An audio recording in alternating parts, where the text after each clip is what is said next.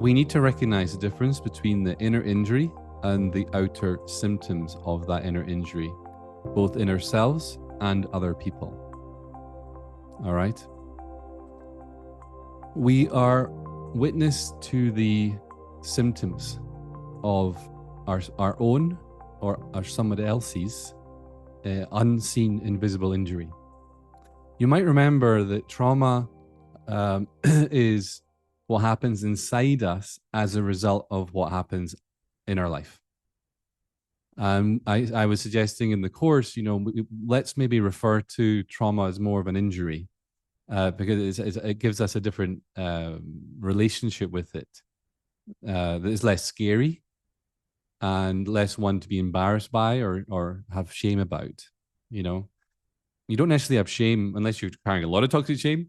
You don't necessarily have shame about a broken arm or a hurt knee or like a physical injury or a physical issue. But we can have that towards trauma, like where somehow we shouldn't have ever let ourselves become traumatized, which is just totally an unfair benchmark to give ourselves. And what I've observed in myself and many other people, genuinely many other people, is they still, even with some education, do not value in importance physical injuries and mental and emotional injuries equally.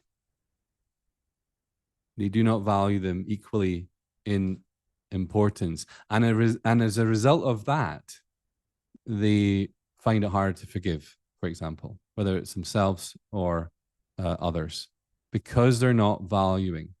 And I think the best way I can describe this or explain this is through a very recent case study that I had, or a client that I was working with very recently. We were working on getting peace with her past.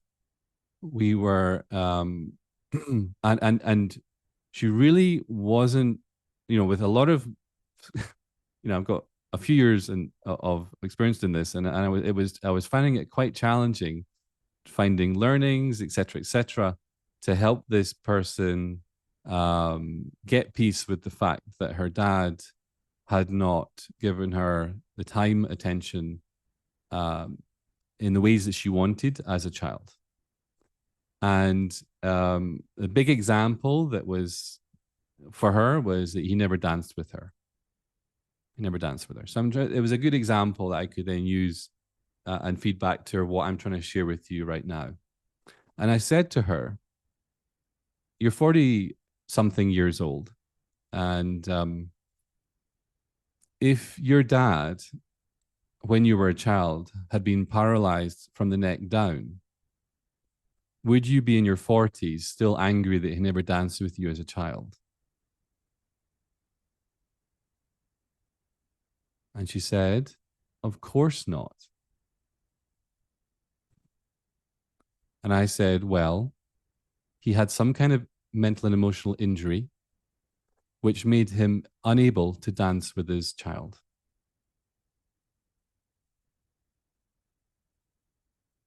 But it was invisible. But the symptom of that injury meant that he didn't do something which is probably one of the most glorious things you could possibly do, which is a father dance with his little girl.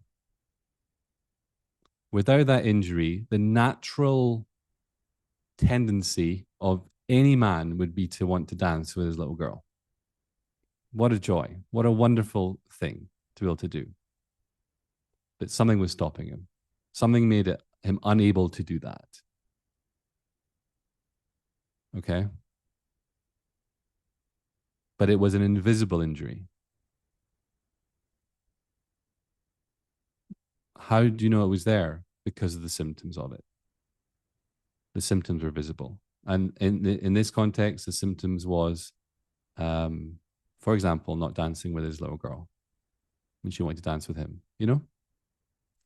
And so what I'm trying to share with you today is, first of all, number one, let's honor equally and value in importance equally physical and mental and emotional injuries.